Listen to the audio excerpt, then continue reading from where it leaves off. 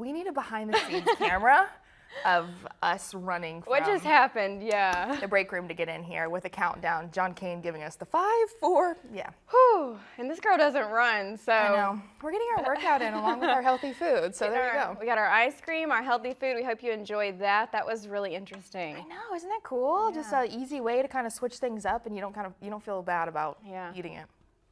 All right, so a little switch here to history in Southeast Texas. It's only open on special holidays, but this quaint downtown Beaumont building holds a lot of history. War memorabilia on display from servicemen and women who have fought for our country. And this week's Living History, we take you to the Temple to the Brave. In 1932, it was originally designed by the Women of Daughters of the American Revolution as a war memorial to soldiers of World War I, but has expanded over the years.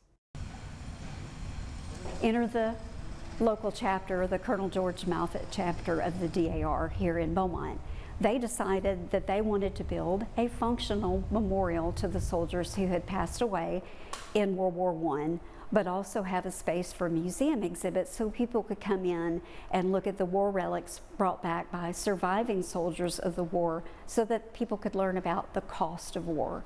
But their overarching reason for building the memorial is that they wanted to dedicate the building to world peace. It's got a reverential space with an altar in the back of the building. It has a space for the museum exhibits in the front, and it has gorgeous stained glass windows in it. The DAR, one of the main principles, or purposes for the DAR rather, is to preserve history and cultural heritage across the nation, which of course in Texas is Texas history. So Wallace and Livesey hired Roger D. McIntosh, who was the premier stained glass artisan for the entire Southwest, who lived in Dallas, to come to Beaumont and design the windows that are actually in the temple itself.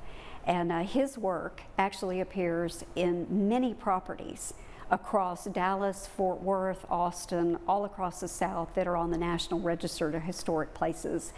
So above the front door is a window, are representative figures of our 3 branches of the military during World War I, the Army, the Navy, and the Air Service, which is what we had during World War I, and all the industries of peace that the soldiers could look forward to coming home to after they got home from the war, such as home, health, and happiness. And the rose window that's over the altar area of the Temple to the Brave is a rose window that features the Great Seal of the United States, and it's surrounded by the flags of all of our allies during World War I. The side windows of the temple represent Texas under 6 flags, 6 significant scenes from Texas history from the 1600s. The museum cases have held a variety of exhibits over the years, from helmets to shell casings to rifles upon occasion.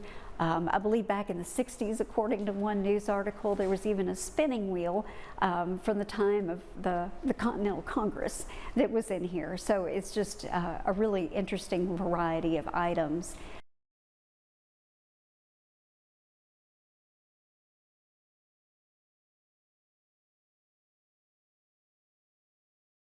All right, well, stick with ARC Southeast Texas. We've got more coming up after the break.